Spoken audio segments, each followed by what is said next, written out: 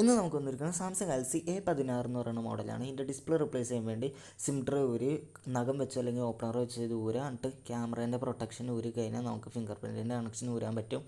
അത് ഊരിയതിന് ശേഷം മുകളിലത്തെ താഴത്തെ സ്ക്രൂ എല്ലാം ഊരി കഴിഞ്ഞാൽ ഇത് കണ്ട ഈ പ്രൊട്ടക്ഷൻ്റെ ഇത് ഊരാൻ പറ്റും. എന്നിട്ട് ബാറ്ററി ഡിസ്പ്ലേൻ്റെ കണക്ഷൻ എല്ലാം റിമൂവ് ചെയ്യുക. അടിയിലത്തെ അതേപോലെ തന്നെ സ്ക്രൂ ഊരിയിട്ട് റിമൂവ് ചെയ്യുക. CC ബോർഡിൻ്റെ കണക്ഷൻ റിമൂവ് ചെയ്യുക. ഹീറ്റ് ചെയ്ത് നമുക്ക് ഡിസ്പ്ലേ ഊരിയെടുക്കാൻ പറ്റും. എന്നിട്ട് നമ്മൾ പുതിയ ഡിസ്പ്ലേ വെച്ച് പഴയ ഡിസ്പ്ലേ ഇരുന്ന പശയൊക്കെ ഉണ്ടെങ്കിൽ അതൊന്ന് ക്ലീൻ ചെയ്യുക. ക്ലീൻ ചെയ്തിട്ട് പുതിയ ഡിസ്പ്ലേ വെച്ചൊന്ന് ചെക്ക് ചെയ്ത് നോക്കുക.